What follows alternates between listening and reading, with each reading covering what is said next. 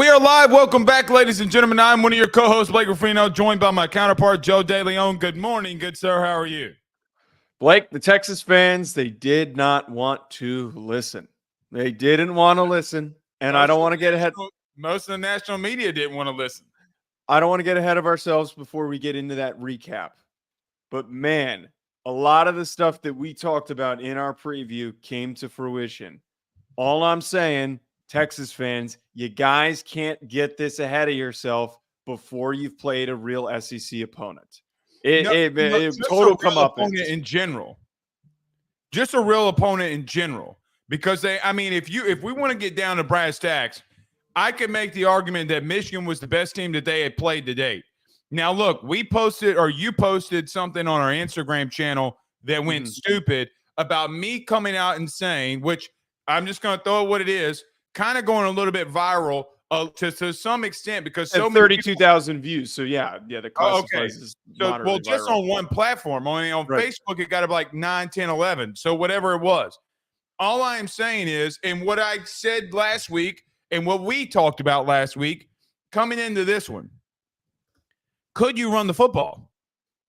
No, you couldn't. No. Arch Manning was and is the best chance that you have of running the football. So we'll get to it. But Georgia clips the number one team. Joe, how about this? Wasn't it 3 straight weeks the number one team's been clipped? Or 3 of the last 4 weeks the number one team's been clipped? You got Ohio State, you have Texas, and then you had Georgia, what was it, 4 weeks ago? Or Bama.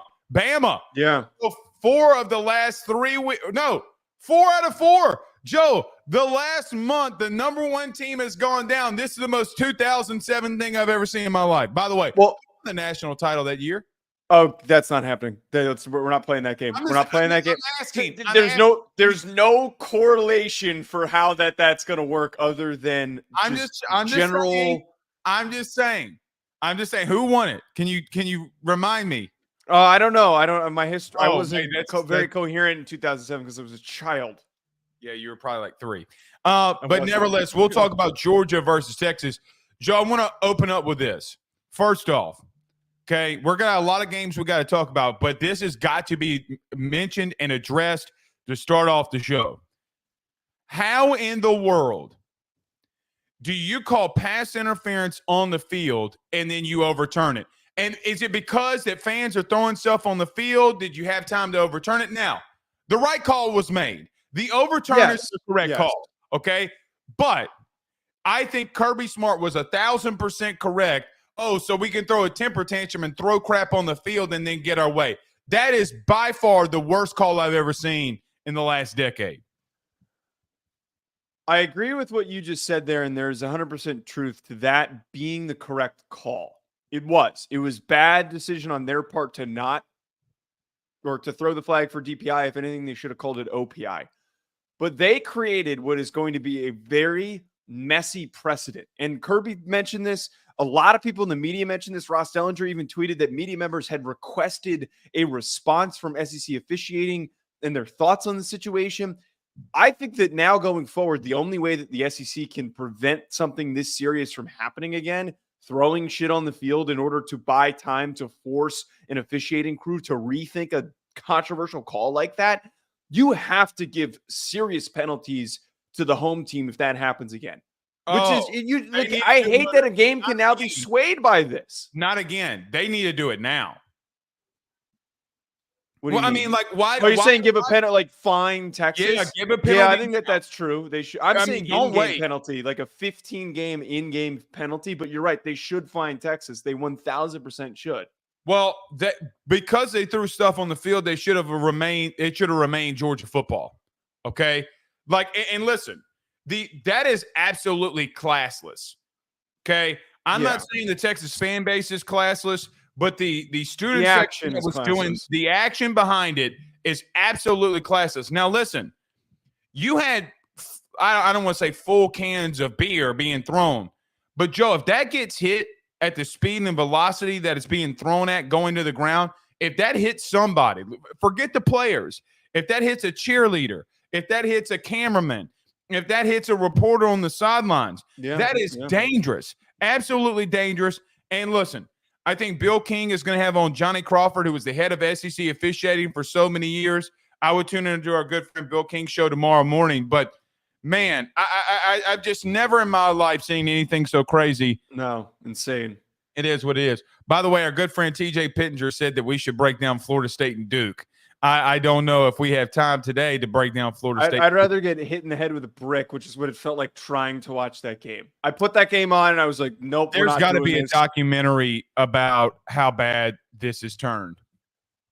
Well, better yet, it's one of those situations with this Florida State team, and I know some people are just going to quickly write this off and go like, well, we know what's wrong with them. I would really love for somebody to take the time to do like a long form piece on some of the factors for why this Florida State team has been so bad. It's insane. And it sucks as like a Notre Dame fan. Like I really wanted that Florida State Notre Dame game to be like a seriously highly contested matchup, like winner goes to the playoff type of a situation. But now it just feels like a homecoming easy victory for Notre Dame. It's no, we are not talking about Florida State Duke. Anyone who watched the game, I'm sorry for your now. eyeballs. I will say this: I don't think Duke is a player in the ACC. Okay, however, they're a one-loss team halfway through the year, so you got to take them a little bit seriously, Joe. They're playing really good defense, but we'll talk about Duke some point. The real take is that Manny Diaz is a great coach. That's the real main takeaway. In the future, they can be just as good as they projected to be under Mike Elko. Again, one-loss team. I don't care where they're at halfway through the year. You got to take them seriously. Joe, Alabama goes to Knoxville. Cigars were lit in Knoxville last night as what a thriller. Alabama goes down to Tennessee. Dude, this has been a tumultuous couple of weeks for Alabama. I partially kind of regret trying to keep my hopes alive with this Bama team. They've scorned me a little bit or burned me a little bit for trying to support them so much. I've got a lot to talk about with that Bama team. I don't think that it's the right time yet to completely panic on the long-term future of Kalen DeBoer at Alabama. No, but I question and I call into doubt if there is a legitimate shot that they make it to the playoff this year. I think it is completely out of the question. They don't need to worry about that. They need to worry about winning the game this week, going into against Mizzou, getting to a bye, and then a playoff eliminator for them against LSU in 2 weeks, which is going to be absolutely chaotic. So listen, lots to talk about there, but I'll say this before we get rolling here. When Nico got hurt and came back, my man grew up. My man absolutely grew up. Wasn't phenomenal. Did exactly what he needed to do. Joe, by the way, the 27-yard run that he had on third down that kept the drive alive, Sampson would go in to win. That's winning football. Look, we get so enamored by, look at this throw. Look at that throw. Well, he did have one of those throws, though. Okay, how funny was it that I tweeted, oh, my God, that's a hell of a throw by Nico. And then the very next pass, he throws a pick. Winning football is getting first downs. It doesn't matter how you do it. You could have a carrier pigeon out there in that hole. It doesn't matter. Get first downs. You're going to win football games. By the way, Dylan Sampson, Joe, I'm just going to mention this, needs to be in the Heisman Trophy conversation. What he's doing is absolutely insane. 16 or 17 touchdowns that he has to this point? Somewhere around that. But, Joe, he is their offense. He is their pulse. Dylan Sampson's going to be in that conversation, and we'll talk about them. By the way, speaking of absolute chaos, of course, Miami is going to continue to be outright chaos as they survive the Louisville Cardinals. I think, and maybe this is foreshadowing for how you're going to talk about Miami. Miami is my Washington this year. They are my TCU this year. They are the team that everyone is going to count out every single week. They're the team that is going to play heart attack football. Like you're watching and you've got a bet on them. You're supporting whatever it might be. You are going to be like flatlining throughout parts of this game with how stressed you're going to be watching them. And they're just going to find a way to win. Things are going to bounce their way. The calls are going to go their way. They're going to find ways to win football games. I love it. I need one of these teams to latch onto to keep my blood pressure high and to keep me focused on what's going on. All right. I'm actually with you on supporting Miami as a football team because of how much I love Cam Ward. However, if you don't eliminate the explosive plays from your team, I don't care who you are. I don't care how talented you are. I don't care who's your coach. Joe, there were 5 plays in 5 straight series that went over 25 yards. But this is why it reminds me of those two teams, because they do things that aren't reflective of a team that could go undefeated, but they 1,000% can go undefeated. Well, I don't think either one of them. Well, I guess Oregon tested Washington last year, but I mean, outside of Clemson, which, by the way, Joe, on Bet Online, Clemson is the number 1 team to win the ACC. It shouldn't be. They're favored to win the ACC, but we'll talk about Miami and Louisville.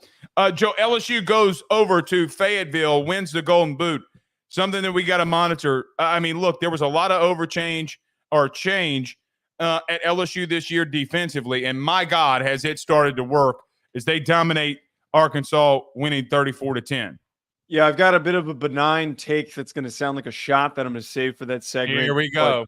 Well, you're going to take it really personally, but I don't think it's a personal shot. But yes, the defensive performance continues to show up. The play that Wade Weeks had was phenomenal. It is always weird, and I'm not like advocating for an injury, but it's always kind of weird sometimes when you've got a premier player who goes down and then you allow for younger guys and different players to step in for him, that everybody plays together and rallies together. Is that your hot take? Is that Harold Perkins? No. That's not my hot take later. Okay. It's not a hot take. It's going to be something that is going to be perceived as a shot, but I'm going to say it regardless. I'm going to save it for that segment. Of course you are. Never can give LSU credit. You're the biggest LSU hater that I've ever met. Also, Joe, we'll go around week 8 college football at the end of this, and we'll just recap some stuff. I'm going to ask you, is Lincoln Riley in deep trouble? Because they lost. By the way, the best celebration I've ever seen came from Maryland last night. Did you see the quarterback? Yeah, that was freaking fantastic. It was great. Lincoln in trouble. We'll go around and some other things, some other teams. Indiana, Illinois. Joe, these are teams that you're going to have. I mean, look, you might think that they're fugazi. You might not think that they're good football teams. But the bottom line is these teams are getting better. I mean, and here's another thing. The Big Ten in some of these situations, Joe, UCLA goes to New Jersey and beats Rutgers yesterday. I mean, my God. So Indiana, Illinois, which, by the way, you said the Illinois jersey sucked. The helmet sucked. Are you kidding? Dude, those were horrible. Those were impossible get out to of look here. at. Put them in the trophy case. Those are just ugly. Those are not things that should be played on the field. Those were horrible to look at. In reference to Indiana, Pete Thamel reported this morning that Rourke is out with a thumb injury. Yep. So that's something we'll monitor. We'll clearly, obviously, talk about that. Joe, we do have a super chat before we get rolling here. BJC ×2 with a snorkeling. I mean, this man's snorkeling. I mean, I don't know. I mean, what's going on here? Anyway, he says trying to stop Cam Ward is like asking Diddy not to bring baby oil to the party. It ain't happening. Go Jesus and go Canes. I got no comment, man. I don't know what to say to that. What do you say to that? Oh, my God. That's ridiculous. Is he wrong? No, he's not. Okay. That's all I'm going to say. Thank you, BJC, Thank you for the super chat. But we'll talk about Cam Ward in just a moment.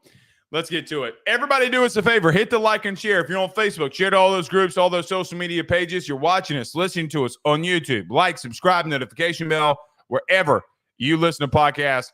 Rate, review, and subscribe. Let's talk about our good friends over at betonline.ag. Joe, when we come back, we break down week 8 in college football. Stay with us. BetOnline is the fastest and easiest way for you to wager on all of your favorite sports, contests, events with the first-to-market odds and lines. Find reviews for all the news for each league, including Major League Baseball, NFL, NBA, NHL, combat sports, college sports, esports, and even golf.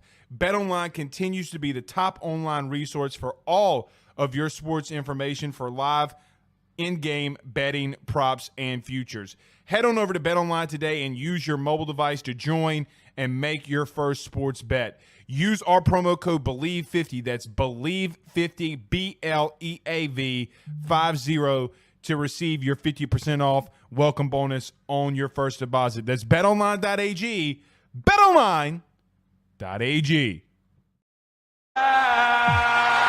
Oh, the irony. Oh, the irony. I saw you send me the text. I was doing the post game, but your tweet of Sam Ehlinger saying that we're back. And yeah, well, they're not. I just want to throw this out there. I know this is a college football show. Joe, guess who's in the World Series? Why are we talking about the Yankees? Oh, sure, they made it in the World Series. Throwing it out there. They won me some. They won me some money. Throwing it out there. Juan Soto, give the man a blank check. That's all I'm going to say. All right. Georgia goes down to Austin and a premier SEC matchup and takes on the Longhorns. Joe, a lot of people went into this game thinking it was the premier matchup of the season so far.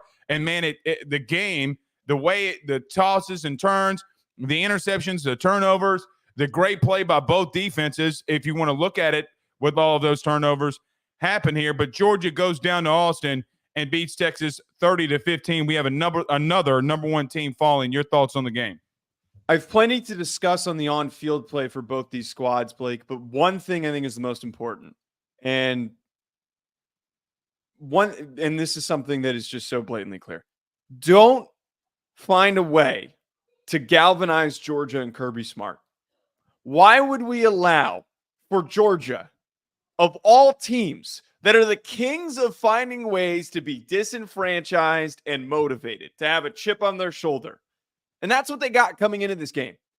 I mean, if you read the comments on the Georgia-Texas preview, it sounded like they were playing Vanderbilt.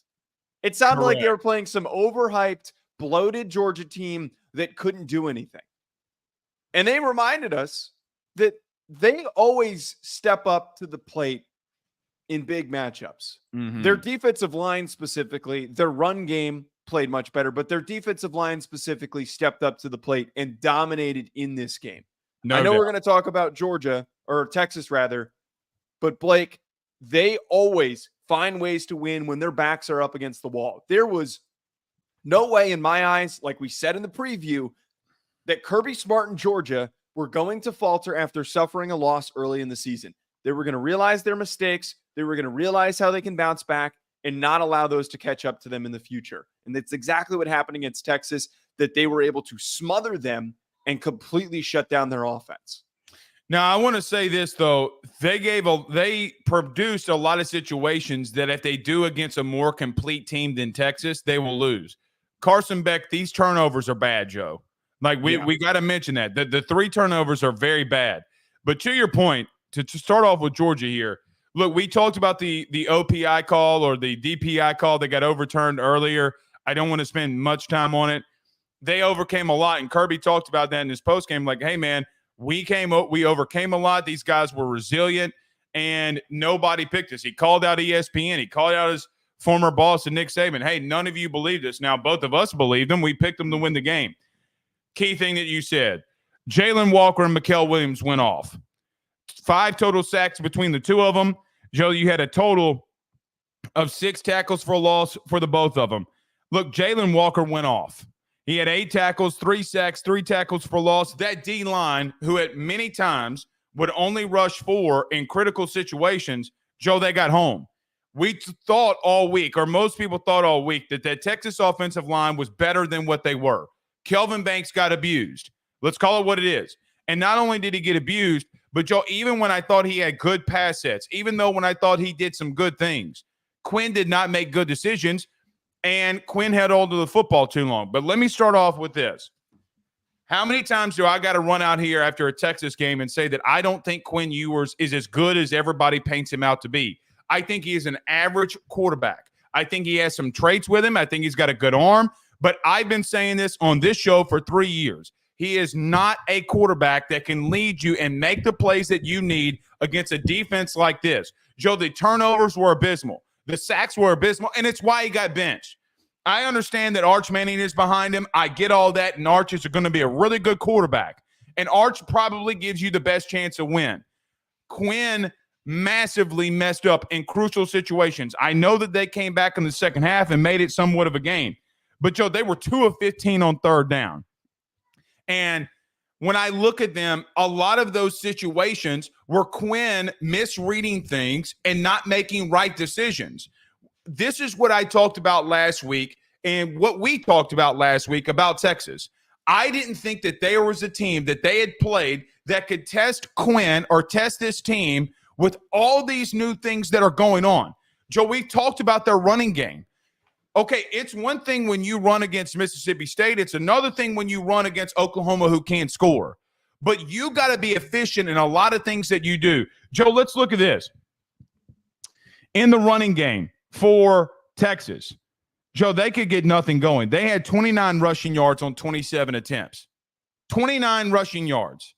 So you want to talk about a defense that dominated? Well, wait, 1 second. To contextualize that a little bit better, 7 sacks were on Quinn Ewers, but still their leading rusher only had 52 yards to Wisner. So to better contextualize that, because a lot of those yards taken away were the 7 sacks on Quinn Ewers. Well, even with that, even in that, okay.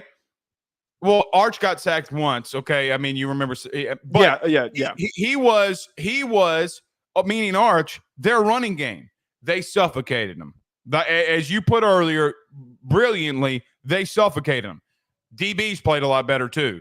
Malachi Starks had 2 PBUs that were really good. I mean, Joe, let's just be honest. The last time we saw them against a team that could test him against Bama, their secondary was a little off. And I thought that they responded. And listen, this is Georgia.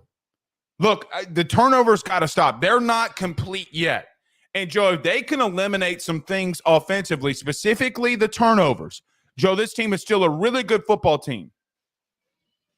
I think, too, to that point, both the points you just made. One, really good football teams find ways to rally when certain parts of that team they're struggling. No doubt. Carson Beck had probably one of his worst games. Just to be completely honest, he made a lot of really risky bad throws. He could have had more interceptions than he had in this game. I'm not trying to knock it, but he played a very bad game, was forcing the ball into so many tight windows that were not there.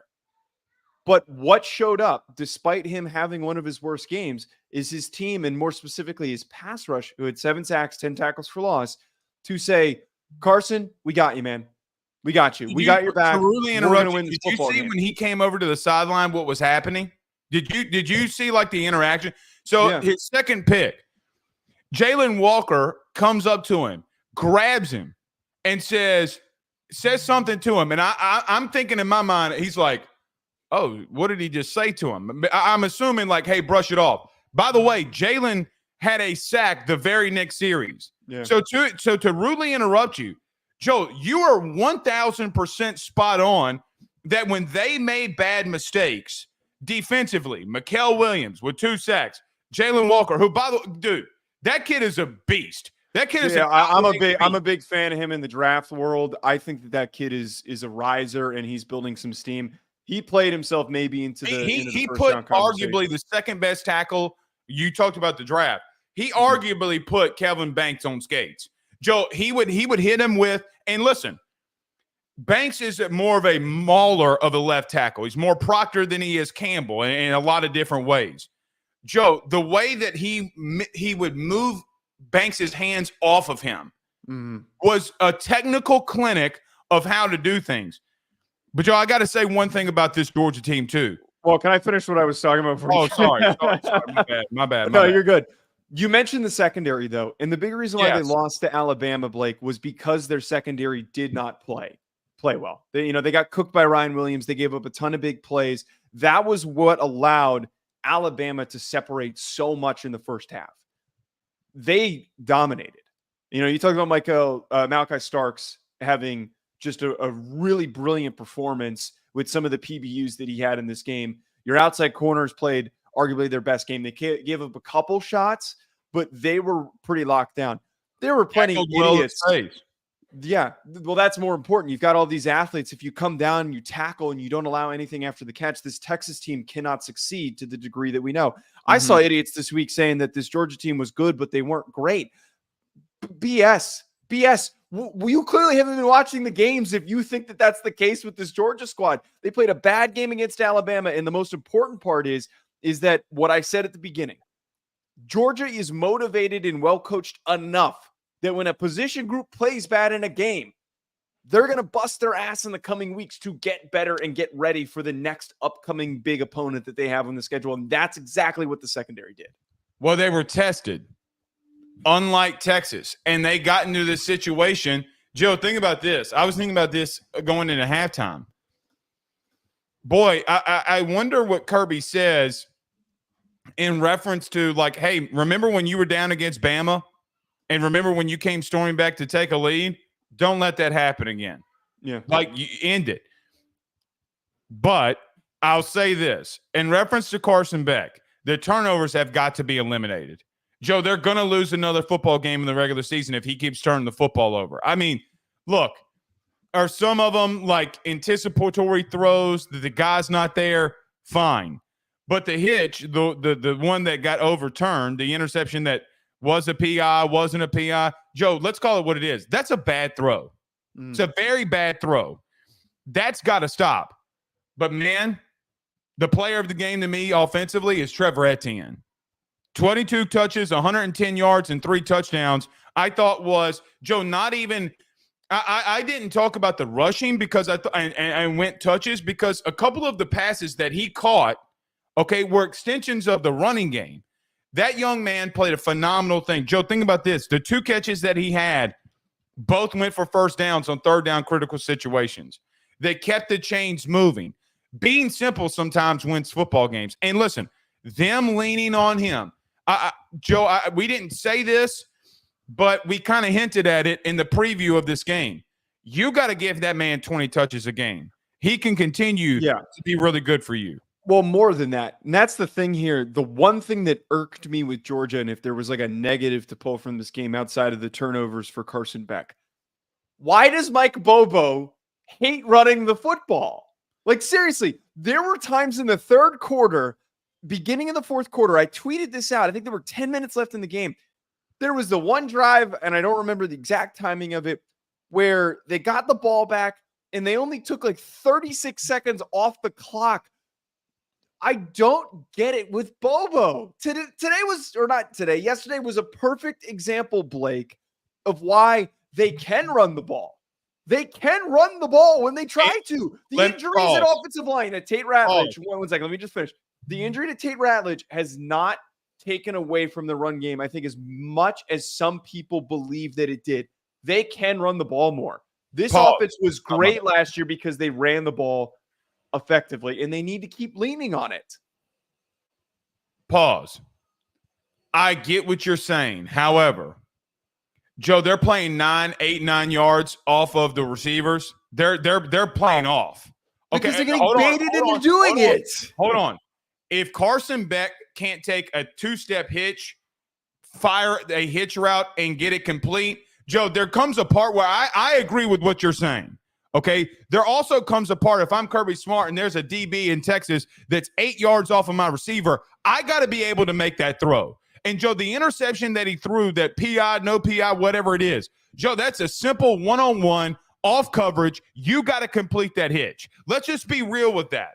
Okay, I get that, but his best performances last year came when they had balanced offensive attacks. His worst game last year, where I think this skid started a little bit for his performances, was in the SEC championship game, where they took away the run game. They completely took away the run game. They said, Carson Beck, if you're so good, beat us. And that's what teams are doing right now. I think that if you run the ball more, there's less on his shoulders. He's not just trying to do too much, and he's just playing coherent, good football. Yeah, I see. It's difficult for me to articulate this. I agree with exactly what you're saying. However, I also look at a guy like Carson Beck. If you're a first-round pick, Joe, you got to be able to. I've talked to a lot of people about this recently. He's playing himself out of the first round. Convo. It doesn't matter. Screw it. Okay. If you're who we think you can be, okay, Joe, regardless of who we think he can be, screw what I just said. You got to be able to complete an 8-yard hitch route. Sorry. I mean, like that is as simple as grandmama's homemade cooking. Like, you got to be able to hit the hitch route. Now, let's turn to Texas. Joe, I look at the Texas Longhorns and just say, like, you had not been tested. And we had talked about all week about them not being tested. And what did I hear? I heard, number one, I was wrong. Number two, they're the most dominant team in football, and you have no idea what you're talking about that they can't run the football. Texas had 27 carries, 29 yards. Now, in context, you're right. Though sack yardage, it really puts it back. But Joe, They still didn't cross 100. Well, not only that, you can't look at that game and say that you had an effective running game. That interior of that defensive line grew up last night for Georgia, and that is the biggest weakness for Georgia. Now, I thought Texas offensively, for what it's worth, I thought they played pretty good. I mean, Joe, they were on the field a lot in that first half. I mean, they were getting smacked in the face because you couldn't get a first down. Joe, I think that this Texas offense is flawed. I really do. I've kind of been hinting at it for weeks, and here we are. If you can't run the football, you have a big deal. And here's a hot take. Arch Manning gives you the best chance to win because he can actually extend plays and run. And I'm going to continue to say this. I said it last year. I said it again this year. Quinn Ewers is an average quarterback at best. The 4 turnovers killed you, but he is an average quarterback at best. He's a gifted quarterback who does not make the right decisions. A lot of people that I talk in NFL circles and just the draft media folks that I talk to share that same sentiment, that the traits are there and he has games where he makes great decisions, but seemingly there are a lot of performances like this on film, like he had against Georgia, where held the ball too long, took some really bad sacks, had some really, really bad turnovers that took him out of it. I don't know for certain if Arch really, truly saves them. But I think he does. I think he does in this sense. Joe, he had the longest run for Texas the last 2 weeks at 21 yards. He extends plays. He knows. And here's the thing. He's a good athlete, and I think that is something that this offense is missing at the current moment because of the injuries that they have at running back. I also think that this was a poorly called game by Sark because I agree. I don't think Jaden Blue had a single carry. I think that they only threw him passes in this game, which is really stupid that, you've got your 2 better running backs are the only ones who can do anything. Wisner and Blue, get Blue the football more. But yeah, I think it's time. And this is another thing from Texas fans that we talked about that got pushed back on, that we said, like, maybe it's worth considering. I think it's definitely worth considering making that move if you don't have faith in Quinn and you need a better athlete back there. Well, he gives you a chance to win because he's athletic. Now, where does Texas go from here is the question. I mean, they still have a favorable schedule, and I don't think we should overreact to them losing to Georgia. Okay, come on. But Joe, there's going to be other stretches down the season where you have teams that can really test you. Now, I know Texas fans are going to laugh at this. You can't overlook Vandy. You just cannot do it. And I know that game's Joe, they can't do it. I mean, look, I saw an Alabama team that could barely run the football in critical situations, and they have better running backs and a better overall running game than you. So I look at that and say, hey, you had struggles against Georgia. Yes. You could go back into another situation and have struggles too. Joe, I thought defensively, look, they got to lean on their defense. I know Sark wants to be the ultimate play caller. The touchdown to Bond, he's in motion, he's out of motion, he's in, he's out, he's in, he's out. They throw the touchdown. You got to play complementary football. You have to. And I thought that Georgia came out and punched him in the mouth, and Sark did not have an answer to it. He didn't know what to do there. But I look at Texas and say, listen, I don't want to overreact to this loss to what is a really good football team. That's, I think, the nice way to close this segment out after we kind of scorned Texas quite a bit. But you're 100% right. They deserve to be scorned. They had 4 turnovers and 29 rushing yards, brother. They do deserve to be criticized for playing a weak game and then also for all the crap that they were talking. But you are 100% right that, like, Texas didn't just completely evaporate from the national championship conversation. It has not. We gave Georgia the grace to improve, and I'm going to give Texas the same grace to improve, just like they did last year after the Oklahoma loss. They improved. They got better. They finished the season really strong. They need to navigate what is going to be a very messy quarterback situation that Sark has now created, which he didn't need to create. He didn't need to bring Arch Manning into the game when he did. There comes a part where when Quinn went down and Arch played the best of the way that he did. I mean, Joe, let's just be honest. I mean, Quinn was very bad. He was very bad, man. I mean, that whole first half, he was completely erratic. But the whole point is that now you have to make that decision, and you need to come out and speak very confidently in who you're going with Otherwise, it could completely fracture your offensive chemistry and momentum, because last thing you need is a confused offensive meeting room, not knowing who they're relying on. But you are right, though, that things are not over. They can still win the SEC championship game. They have a very favorable schedule. If they can win out and they can beat Texas A&M, just like LSU, who we're going to get to in a bit, they control their destiny to still be in this picture. I think they still go to the playoff. I don't think that there's any doubts there. And I think that anyone who thinks that they're out of it is completely overreacting.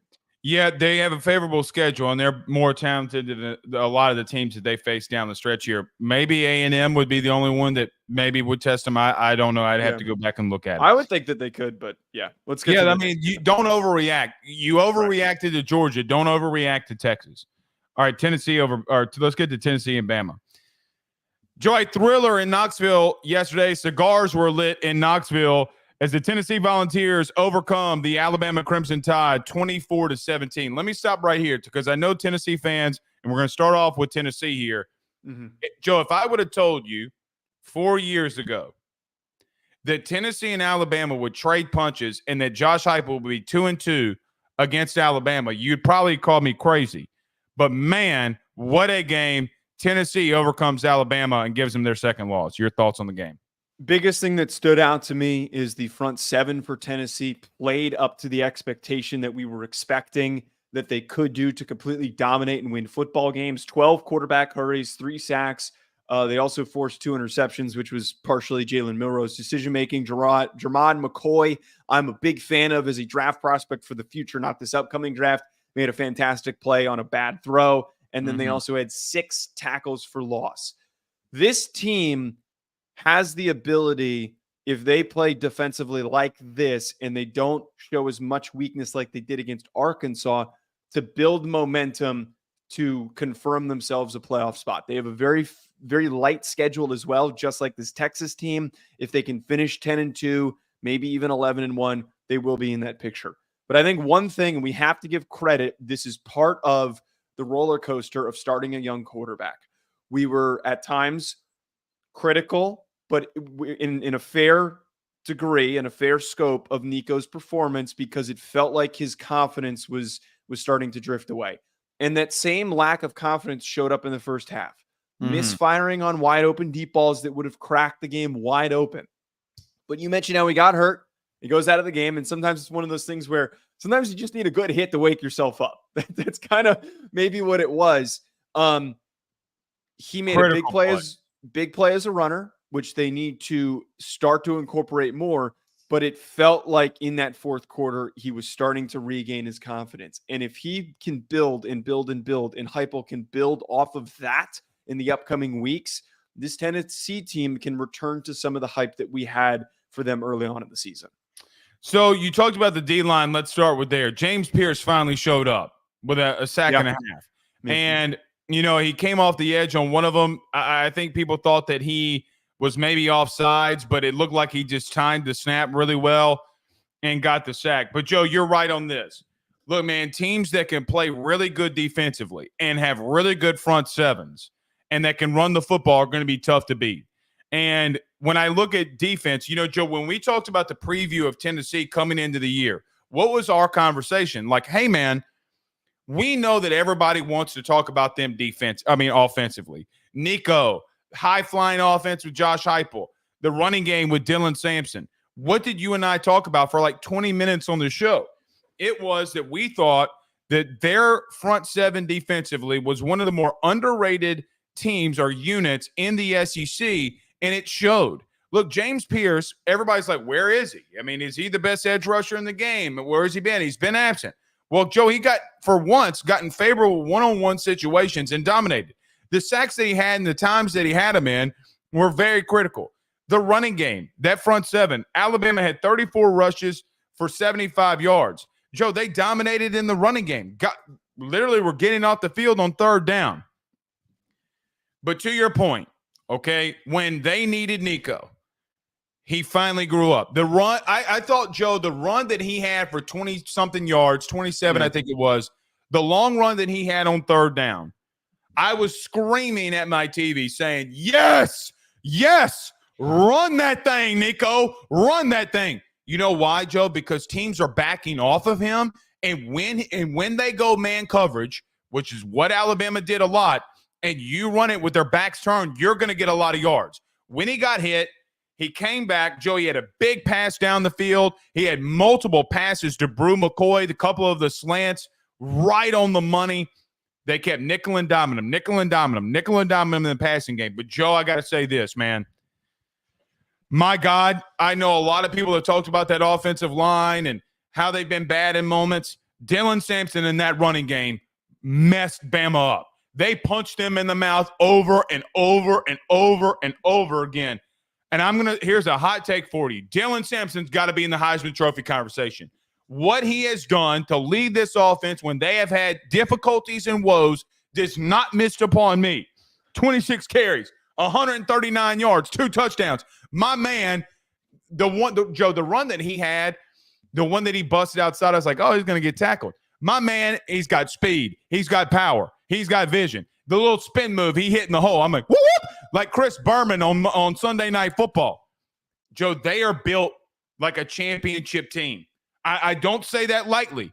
When you can play really good defense and you can run the football, you're going to be in a lot of games. My God, what a win by Tennessee. And I think the way that you just said that there is applicable for both of these squads that, that we've talked about on this show, that they have high ceilings, but they haven't been playing to it over the past couple of weeks. They took huge steps backward in the quality of play that they're having on the field. And a lot of it came down to offensive line play. Tennessee's offensive line had a really bad performance against Arkansas, and they had a pretty mediocre one against Florida as well, a team that they should have smoked. They should have blew past them. Instead, they came to play. They created those rushing lanes for Dylan Sampson. Ran for 220 yards. Yeah. I'm not ready to, after just one game against a team that's dealing with its own issues that we're going to talk about very shortly, I'm not ready to immediately jump back on the bandwagon of Tennessee's a national championship team again. There's still a lot that needs to be fixed before we get there. Yes, I'm not criticizing your take. I'm just saying that, like, where my perspective is on this. But they do have every ability to still finish out and make this playoff. The biggest key here, man, Heupel has to get his guys ready for every single game. They can't have any more letdowns. They can't have another bad loss because, frankly, that Arkansas loss could continue to look worse and worse if they can't finish their season strong and they have a bad record at the end of the year. They have to finish out. They have to finish better than 10-2 or at least 10-2. Anything worse than that, I would argue, because the resume would be a little thin. A 9-3 Tennessee team could get boxed out by a Big Ten team or a team like Notre Dame. Well, let me just emphasize what I'm trying to get to here. What have we seen from the last 5 national champions? What do they do effectively? Their front sevens are really good at getting after the passer, and you can run the football. That is how that's what championship teams look like. Now, to your point, I agree with you. Don't overreact in that part of a national title contender, but they're built that way. And if Nico continues to make really good decisions like he did, they're going to be good. I thought that was Nico's best game. Considering the team that he's playing, the second half that he made right decisions and right plays. I agree. Let's get to Alabama. Joe, look, in talking about Alabama, I got to say this. I don't know if I trust Kalen DeBoer at the current moment. Let me tell you why. If I didn't watch the game, which me and you were live tweeting throughout the game, watching the game live, I went back this morning. I'm sure you did as well, and went back and watched the game before we came in here and talked about it. Why is Jalen Milroe throwing the ball 45 times? It was desperate. They couldn't run the football. It was overly desperate. Okay. I get that. And you couldn't run the football. 34 carries, 75 yards. My God, man, they got out-coached. They got outplayed. They got out-schemed. I know it's a 7-point loss, but, man, 45 passing attempts? I mean, like, it feels like things were off. It feels like things continue to be off with this Alabama team. I don't know what to make of them. Milroe continues to make bad decisions. I mean, look, man, he's had 4 interceptions the last 2 games. That is bad decision-making. He's just not a guy that you can line up and say, let's go throw the ball around. That's not his game, man. He can be. I think that he can be, but yes, there's a very rough stretch that he's going through right now. And this is sometimes the highs and lows of quarterback play. It's not always linear. There are going to be confidence killing stretches that you have, and that's what we're witnessing right now with Jalen Milroe. I thought, oh, go ahead. Sorry. I was going to say is, and I mentioned this in the open, I think that Alabama with their remaining schedule is not going to be good enough to make it to the playoff. I don't think that they can beat LSU. A 3-loss team is just not going to be good enough, and this Missouri game is going to be tough for them this upcoming week. But I'm not ready to like panic or anything. Oh, I'm the future of this team. Full panic mode, dude. Again, I keep coming back to this. Their issues are fixable in the future. They're probably not fixable right now. They had 15 penalties in this game, and that's one of the biggest killing points. It's first-time head coaches do need to be given some grace. They 1,000% need to be given some grace when they're taking over a team and a roster full of guys that they did not recruit. And that's all that it feels like at the current moment, man. They're going to be great next year. They're recruiting at a way better level than people anticipate. Our expectations are that Alabama is supposed to be a national championship team. They are. One of the things that we talked about this year coming into the season, or at least that I did, is that if they fall short of that and they miss the playoff, it does not mean that this team is done for and that Kalen DeBoer can't coach. No, I don't trust him right now. I think he's trying to fit a square peg in a round hole. Okay, I mean, listen, I understand you ran the ball for 34 times and 75 yards, but what did Tennessee do to him, Joe? Okay, hey man, if we're gonna run the ball for 4 yards, we're gonna keep after it. Joe, there were many times and many drives where they're not even attempting it. I get you. There are situations where you can't run the football. Jam Miller getting 4 yards of carry. Sometimes you got to stick with it and lean on teams. Like you can't abandon it. I mean, you just can't. I mean, and listen, I'm not trying to, say that he is a bad coach by any stretch of the imagination. But what I'm not going to put on him, though, you said something there. I just want to make it clear. This team was a highly penalized team last year under Saban. They don't have discipline. I mean, look, 15 penalties, 115 yards. Joe, I mean, they were one of the worst penalized teams a year ago. This isn't a DeBoer thing. This is a player thing. I mean, everybody wants to paint that, DeBoer doesn't have discipline. That's not true. You were penalized under the most disciplined head coach in college football. Okay. A lot of those guys from last year's team are still here. So that's kind of plays into my point is that you had a lot of guys last year. I know that's what I'm saying. I'm agreeing with that. Okay. Undisciplined football. And then now Kalen DeBoer is not the type of coach that's suddenly going to be the disciplinarian that's going to fix all that. That's what I'm trying to get at here. No, he's not. But that's got to change. Something's got to change. I don't know, man. Back in reference to Milroe, I thought that, look, man, those turnovers were backbreakers. I mean, Joe, you had a minute 30 and the first pass that you threw was a pick. That's on him, man. You had a chance to go down and score, have a Heisman moment, yeah. And you threw a really bad pick. Will Brooks comes up and picks it off. Tennessee, man, that atmosphere, that game, they just overcame, and I thought Tennessee looked fantastic, Joe. Yeah, that's all the main takeaways here is that we got to give credit for Tennessee for bouncing back the way that they did. No doubt. College Football Addiction with a $2 super chat says, wish I could give negative money for y'all talking about Major League Baseball. Hey, I'm just saying the Yankees are in the World Series, so thank you for the money. SK with a $10 super chat here, Joe says, is it evident that Milroe can't process DeBoer's offense, or does he just owe UT boosters money? How can he look that bad equal cost Bama a game? No, I think that the evidence, the way that he played against Georgia, is proof that he can process and play in DeBoer's offense. It has nothing to do with aptitude or intelligence or understanding of scheme.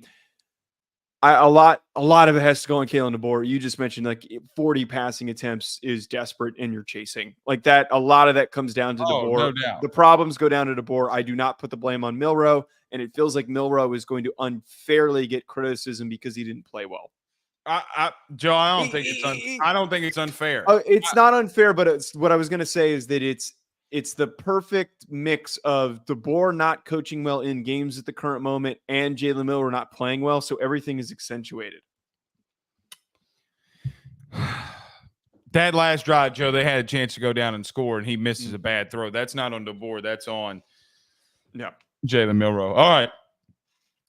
An outright thriller in the ACC. Miami continues to be chaotic, but, man, they continue to find ways to win. Joe, Miami beats Louisville in a thriller. Your thoughts on – well, I always ask you for your thoughts first. Here's what I'm going to say. Cam Ward, my goodness. But your thoughts on the game. I stand by what I said in the open, man. There's always one team, unquantifiable. There's no numbers that we're going to really pull to back this thing. There's always one team every single year that they find ways to win, Blake. That every ball bounces their way, the calls go their way, they find ways to finish. And you're watching and you're thinking, they're done. There's no way that they're going to come back from this. They're going to win. And they still find ways to surge and have huge explosions, whatever it might be. Again, it was Washington last year. The year before that, it was TCU. This year, it is Miami. And it all comes down to the special level of play that Cam Ward has.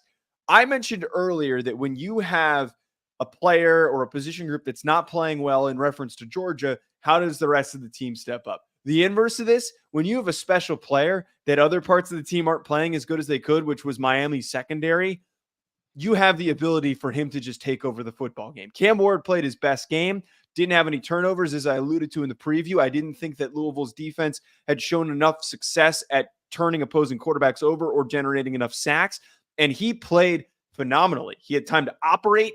He showed great improvisational skills, and he drove the ball down the field. I am number one at the top of the Cam Ward for Heisman hype train. I think this award is going to go to a quarterback, and if it goes to a quarterback, it needs to go to this man, Cam Ward. He's so freaking good. Any game that they're down by 10 points or more, he can pull them back into it, even if he's the one who builds that hole. I'm in on Cam Ward. I'm continuing to be in on Miami. Their schedule is easy enough. I still believe, even though the betting odds say that Clemson will win the ACC, I'm still taking Miami, damn it. All right. Let me ask you this before I give my thoughts on it. Do you think that was a fumble and that Louisville should have scored? I'm blanking on which play. I watched a lot of football. They overturned the Cam Ward throw. Louisville scoop and score. I got to be real with you. His arm was going forward. I don't know. Not when the ball's moving. It's not. I'm going to be real with you. No, it's not. It's a fumble. There's no way that you overturn that. Okay, I don't like doing the whole semantics of like. No, I still think that they would have won, but you got it. Let's just be honest for a moment.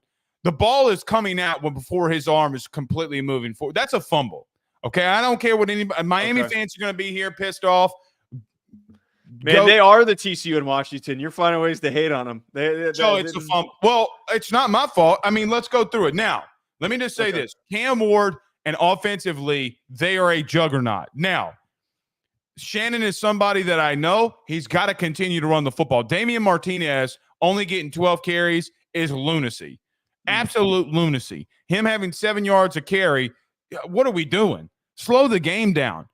I get what you're trying to do. You're an air raid. He comes from air raid principle under Hal Mummy. It's where he was at Southeastern when we were there. But my thing is that Damian Martinez is snapping necks and cashing checks like it's the freaking Catalina wine mixer. Let me talk about them offensively. They're a really good football team. They got Restrepo is a dude. George is a dude. They got weapons all over the place. They got a really good offensive line, Joe. They are going to be chaotic for anybody that they play. They are one of, if not the best offense in the country based off of what we've seen. And Cam Ward makes them that. Now, does Cam still make bad decisions at times? Yes. But against Louisville, man, he was absolutely amazing. I still think that they need to find ways to get Damian Martinez the football more. 12 carries, 89 yards, and a touchdown. The big run where he broke tackles to pretty much ice the game there at the end. Absolutely fantastic as well. However, let's talk about them defensively. Joe, this is bad. You ready? They gave up a 43-yard touchdown run in the second drive. The third drive, they gave 2 plays over 25 yards, both that were on third down. They gave a 100-yard kick return and a 21-yard pass in a minute of 3 minutes. So they had a kick return and a 21-yard TD pass in under 3 minutes. Joe, they are the worst, one of the worst teams in Power 5, actually statistically 132nd, if you want to make it known. The last month, they've given up more explosive plays than almost anybody in the country defensively. I don't think it's coaching. Let me explain. There were 17 times yesterday that Tyler Shuck completed a pass when Louisville was on man-to-man coverage, Pro Football Focus. That was their statistic. So, Joe, they're getting lost in man-to-man coverage. They are having massive busts in the secondary, and these explosive plays continue to happen. I know what you're saying, and I've matured myself enough to know that this team can still make a playoff run, even though they are very bad and chaotic defensively. At some point, I wouldn't classify them as bad. I would say that they're inconsistent. Joe, they're very bad. They're very bad. So they're getting lost in man-to-man coverage. They're getting lost in man-to-man coverage. I said this to you on Twitter. They went up against a top 10, just 3 deep receiving core. They're one of the most productive receiving cores in the country. What about Virginia Tech? What about Cal? You cannot look at me and say that the last 3 times that we have seen them, that they have given up a lot of big plays. They've given up a lot of big plays. They had a secondary change at coach, and they're having the same mistakes that they did a year ago at DB. That is a problem. And you might not lose in the regular season, but I'm going to tell you this now. You can't do that against Clemson. Bottom line, you can do that against Clemson. Clemson doesn't have the receivers that are going to stress you that much. I don't think Clemson's going to be able to keep up with them. I 1,000% agree with that. I agree. But if you allow them to have explosive plays when their offense is not that good, Joe, they're going to stay around with you. And by the way, that's the best defense that they're going to see all year long, without a doubt. So there may be situations where Cam Ward on a 3rd down misses a pass. Name a better defense that they've seen than Clemson. I mean, it's just the facts. No, I thought you meant Louisville, but yeah, go ahead. Finish what you're saying. No, I'm saying if they play Clemson. Yeah, Clemson go ahead. Okay. Yeah. You got to eliminate the explosive plays. As much as I love you offensively, as good as I think that you are offensively, Joe, we are biased in the sense that we had Miami winning the ACC. We had Cam Ward winning the Heisman. We thought Damian Martinez was going to be one of the top 2 best backs in the country. We are biased in the sense of we would want them to win. It's not going to stop me from coming out here and saying your secondary sucks right now. They do. They cannot continue to allow these explosive plays, because if they do, you're going to be like, how in the hell did we lose that game? And you almost did it with Virginia Tech. You almost did it with Cal, and you almost did it with Louisville. I think Virginia Tech has better receivers than you're giving them some credit for. The Cal game is a bad performance, and they gave up a couple of big plays that they shouldn't have. I understand what you're saying. Like, I'm not going to sit here and pretend that it isn't an issue. Like, I'm not going to do that. I'm not going to be a complete asshat and try to make the case for, that those plays don't exist on film. There is truth with that. I think it has a lot more to do with just general tackling, and you've got some young DBs out there that are playing and are contributing. And you put a couple of guys at safety into the NFL, and you're starting from scratch that normally would have been playing that safety net behind your corners that are out there starting. I just don't think it's going to hurt them. Like, I think that we're at the halfway point in the season. I think that there is room for improvement. I think that the remaining schedule that they have in ACC play is not difficult enough to like truly stress them in that mold. And they're probably going to give up more big plays. When they do get to the playoff, they're going to beat Clemson, first of all. But when they do get to the playoff, yeah, they can't be doing that. Otherwise, they're going to end up being like Washington or like Texas last year, where they gave up big plays because their secondary wasn't as good as the other position groups. But we have seen, to this point, Blake, we've seen plenty of teams that have very weak parts of their roster still end up being super successful. So I'm not ready to hit the panic button on Miami. Well, those are the 2 examples that I just gave you. Is that Texas and Washington last year? I'm using last year as an example because of a full season, and I'm not using examples from this year. The 2 best examples last year were Texas and Washington because their secondaries were very inconsistent. I agree with what you're saying, but just because it happened last year and those teams didn't get beat until postseason doesn't mean that there can't be a situation where they lose in the regular season because of it. I still think, Joe, they're arguably the best offense in the country. But, man, think about this. Let me ask you this. At what point does Miami get to a place where, hey, man, you're running the ball for 222 yards. Why don't you slow the game down just That's a good point. That was one thing that I was thinking about, and they do have like a really bad tendency to score too quickly. Like I really agree. I agree with you on that. Like Dawson needs to down. Well, you don't want to slow down Cam Ward, and I get it. But if you have a lead and you've got these two enormous running backs, just run the ball. Just end the football game. Run the ball. Stop trying to. They had 8 minutes. They could have run the ball and taken 5 minutes off the clock. They kept taking shots. I'll say this though. We talked about in the preseason, they might have the most underrated wide receiver core in the country. Boy, do we look like geniuses at the current moment. So I'm going to say Louisville. Anything on them? Mediocre. My point. They're not mediocre. Sorry. No. Yes, they are. My point that I had in the not mediocre. He's fine. He's slightly above average. He's fine. He played a good game and against what you just described as a bad secondary. My take in the offseason applies that these portal-heavy teams are not going to be able to produce as good results. I agree. They're not sustainable. I agree. All right. Joe, LSU goes up to Fayetteville. The Golden Boot Trophy was on the line, and LSU comes out with a victory, 34-10. Your thoughts on the game? Blake, I said in the open that I was going to be negative, and this was going to be perceived as a shot. Look, this was plain and simple a game that Brian Kelly would have lost. 1,000%. Having watched Brian Kelly when he was at LSU too. We can't forget that they lost to Texas A&M in his first year in a game that they should not have lost. But you're going to defend Kevin DeBoer. It's his first year. He hasn't been coaching as long as Brian Kelly. I knew that you were going to perceive this as Brian Kelly had 39 scholarship players when he joined LSU. I knew that you were going to perceive this as a shot, which is why I prefaced it with it. It's not a shot. This 1,000% was a game that Brian Kelly would have lost. Going on the road against a rival team that if they were motivated enough that they would have shown up and shocked you, and then you would have ended up leaving that stadium not knowing what the hell just happened. But I give credit to Brian Kelly and I give credit to LSU that they were able to step up to that challenge. They didn't allow for the situation. Seriously, why are you shaking your head at this? Because I'm giving you guys credit. You beat up on a mediocre Arkansas team. I'm giving you guys beat Tennessee credit. 2 weeks ago. We don't do transitive property on this show. I will repeat that. No, but they have a top 10 win. I mean, No transitive property. All right, well, let me give you the LSU perspective from a fan's perspective really quickly. Arkansas was a really good football team until they got their ass whooped last night.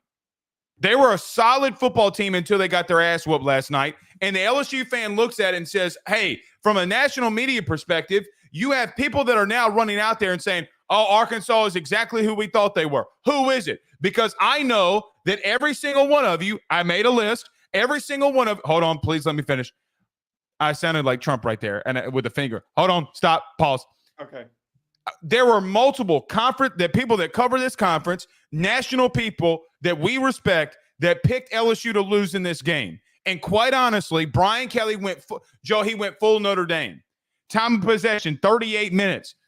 Big body receiver, C.J. Daniels, who was the number one transfer wide receiver in the portal. They hitch route him. Hey, you want to play off?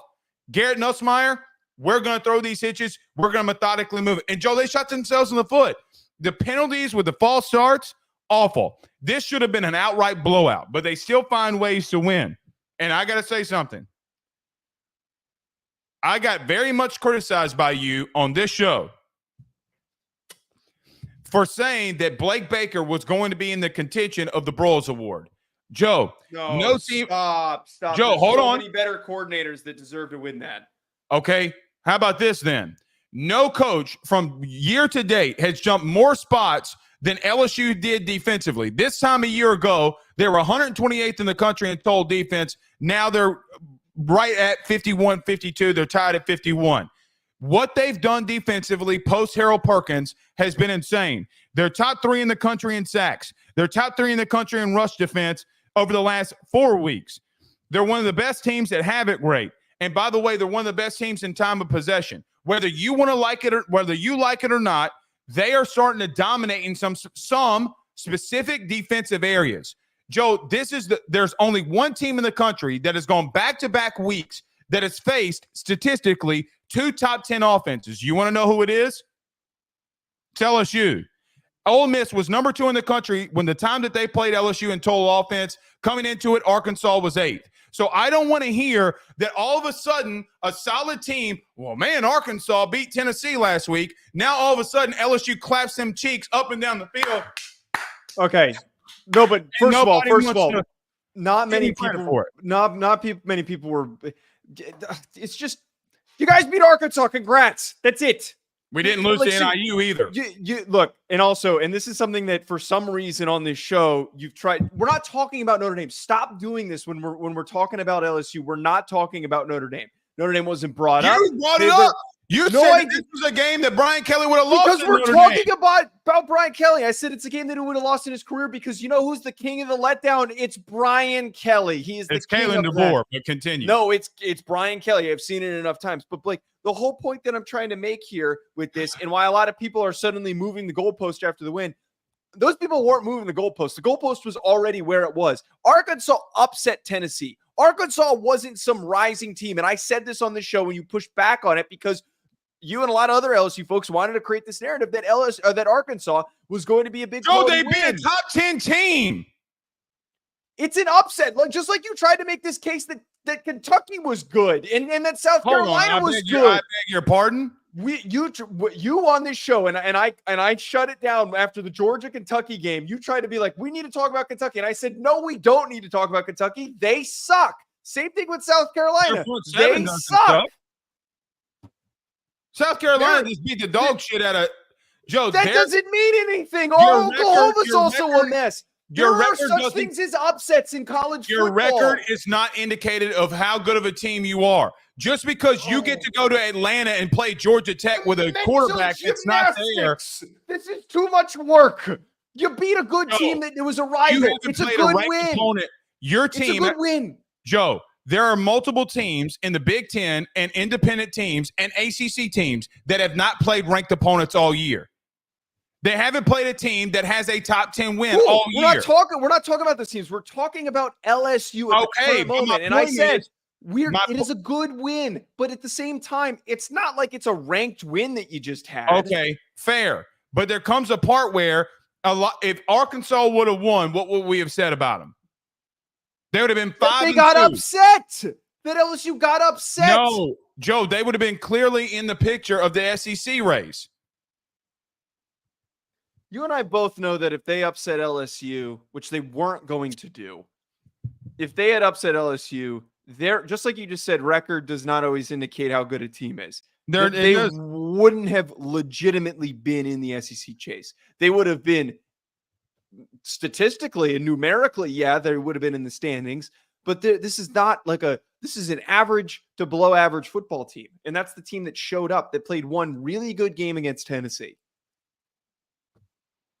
I'm giving you. No, I don't. I'm giving you credit.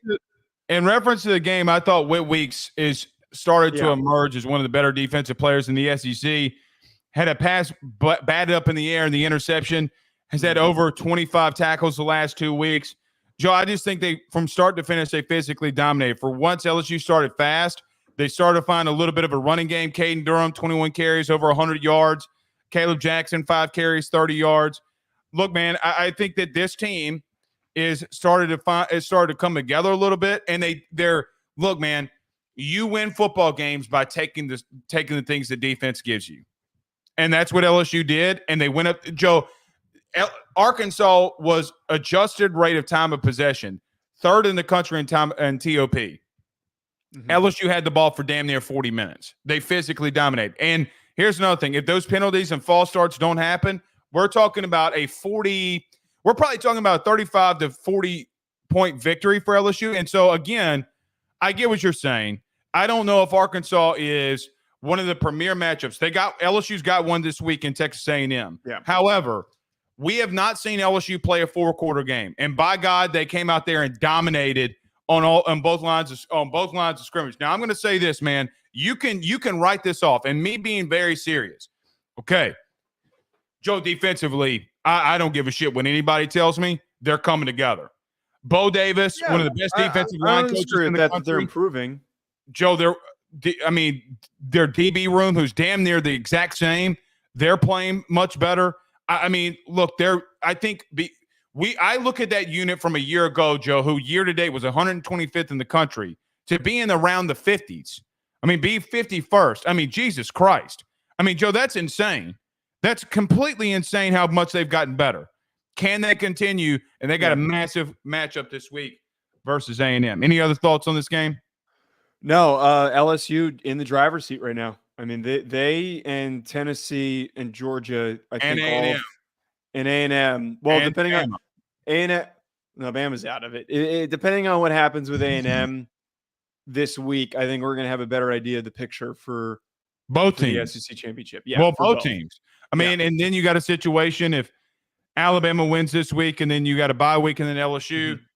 It's going to be really crazy. Joe, can I make a request for next game, Colorado? Can we get? Is that who you were going to go to? Yeah, that's what I was going to go to. Okay, good. Okay. Colorado absolutely dominates Arizona. Joe, your thoughts on the game? I mean, you just perfectly summed it up with one word. I said 3 words. Well, no, the one word that you said is what I think really paints the picture perfectly. Dominated. They dominated them. This is the kind of win that that Colorado needs to continue to build momentum and the chemistry of the squad. You're bouncing back after a disappointing loss against Kansas State, and you showed up in areas where we're not used to seeing them. 7 sacks, 7 tackles for loss, 155 rushing yards. If they can find ways to continue to replicate the way that they played against Arizona, they can finish this year 9-3, 10-2. It is within striking distance. Their remaining schedule is not crazy hard. They're going to have challenges, but it is certainly possible. They got to continue to find, here's just the biggest thing for me, Blake, and it was important and in this game. They got to continue to find ways to run the football because I trust Shedeur Sanders to connect with his receivers. I trust Travis Hunter to make the big plays. Even I with trust the 2 picks yesterday. I mean, I trust that front 7 to continue to get better and better against the run like they've been doing on a week-to-week basis. So, man, like this Colorado squad is coming together and Deion Sanders gets credit. I just always get a little bit wary because sometimes whenever we've started to start buying in, they're bound for a letdown. And it kind of happened against Kansas State. It happened against Nebraska for me. I'm hoping that they can finally hit their stride here and this Colorado team can play up to its potential. Look, I think you're right. The 7 sacks were a big deal. I mean, I look at this game and say, look, their D-line, they're getting after the passer. Noah Fafita had no shot. And I think that's the thing that I look at. The man was under pressure all day. Now, Joe, what I will say is I do think that they've gotten better in attacking the run game defensively. They did give up 107 yards rushing. That's still a really good feat. I don't want to discredit this win, and I'm not going to. I don't think Arizona is a good football team. But yeah, by the way, we got pissed all over by Arizona fans in the offseason because we said Brent Brennan was a lazy, shitty hire. The guy turned a bunch of NFL players into a bunch of JV players the way that they're playing right now. That guy sucks. Well, it's still a dominating win. And you did exactly what you needed to do against an opponent that wasn't anywhere close to your stratosphere, right? Which is why it's impressive how badly they beat them. Correct. And to be honest with you, I felt like they took the pedal off the metal and took their foot off the gas when they went up 28-7. I'm like, Deion's going to run the football, and they're going to get out of here. This is a great decision by him. Joe, this could have been much, much worse than what it was. I mean, when you look, at the game summarization, Joe, the first half, they're up 28-7. They only get 6 points in the second half. They completely let the gas out in this game. They could have beaten them by 40-plus points. I don't mind that, but you can't box score watch this game. Okay, because the first half, man, they were dominating.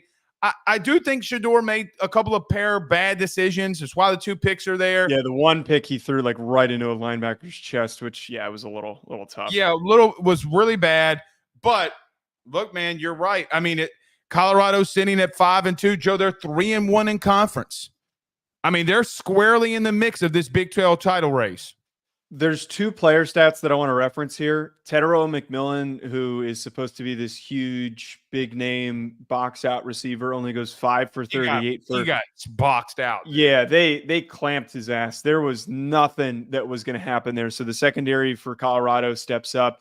An amazing. But a lot of that's got to do with the pass rush too. I mean, Fafita didn't have time to sit back there to get him the football. He's a vertical receiver, but to your point, they shut him down. One kid that I want to see them continue to get the football to, Isaiah Ogostave. I might be saying his name a little bit wrong. I watched his highlight tape as a recruit a couple of years ago when I was one of the shows I was doing was a little bit more recruiting heavy. And that kid runs hard. Like, he is big. He is strong. He can win between the tackles. He's very different than any of these guys on the roster. And he led the team in carries with 14 for 53, only averaging 3.8 yards per carry. But I think the success for them on the ground is going to run through him. And I love that they're trusting him because he could be a game-changing running back if they get him up to 20, 25 carries. I do wonder what happens when they play a more physical football team. Well, that's not going to happen in the remaining stretch of their schedule. Correct. They're squarely in this, Joe. I mean, look, think of what's going to happen if Colorado finds a way to win the Big 12 or at least be in a contention to win it. Oh, my goodness. We'll see. We'll see. All right. Fun to track. Brian Pinton says, I think what he's trying to say is it's two $5 super chats, so I'll just read this one. He says, I meant to say that LSU let Dylan Sampson get out of BR. Yeah, not good. He's Baton Rouge? He's Baton Rouge guy? Yeah, he's from Baton Rouge, yep. He got lost in that shuffle, Joe, when Orgeron getting fired, Sampson coming, Kelly coming in. I mean, I give BK a pass on something like that. I mean, what is he supposed to do? I mean, Joe, he doesn't even know where, like, he has to use GPS to get to his house. I mean, like, how is he supposed to know about Dylan Sampson? Right. You know what I mean? Like, but they did. I hate it. I wish he was a Tiger, but he's right. Joe, any other thoughts on Week 8, specifically Lincoln Riley? Lincoln Riley, a.k.a. Stinkin' Riley, continues to be the most overrated coach in college football. I know that you don't love that I say this and that you think I'm being a little bit overly critical. I mean, it's tough for me to defend, to be honest with you. But Blake, he has a number of really good quarterbacks, and he deserves recognition for producing Heisman Trophy winners and first rounders. But outside of that, what has he done? Show up and get embarrassed in playoff games in every big game that they've had outside of the Big 12, which was the only conference that he could competently win in. He doesn't produce good, consistent winning football. He has been one of the most overblown coaches in his time being a head coach. They're bad on defense, and D'Anton Lynn, I give him credit for the improvements that they've had, but multiple blown leads in the fourth quarter now this season in the Big Ten, that's on him. Yeah, I don't know what to say anymore. They're not going to fire him because he's got a huge buyout, and this isn't Texas A&M. Texas A&M, was willing to make that move. USC fans aren't that aggressive. Well, and I think that's the point to some extent. Right, meaning like Joe, he like, for an example, he could not get away with this anywhere in the Southeast. He couldn't get away with this anywhere in the Midwest. No, which is why he took the job. It's a cushion. Feels that way. But what you going to do? Fire him? How much money they owe him? Like $60 million? That's my point. They have the pockets to fire him and pay the no, I think it's 88. I think it's 88's the buyout. They're not going to fire him. He's going to get another 2-3 years probably, and they're going to be 8-4, 9-3 every time. They're a bad football team, but yeah, Miller Moss is overrated. Yeah, I hate to say it. All right, 568 comments. Actually, no. Shit. 578 comments. No, 752. Where am I looking at? All right. Y'all do us a favor, hit the like and share. Joe's been great. We'll see y'all again tomorrow. Y'all have a good day. Peace.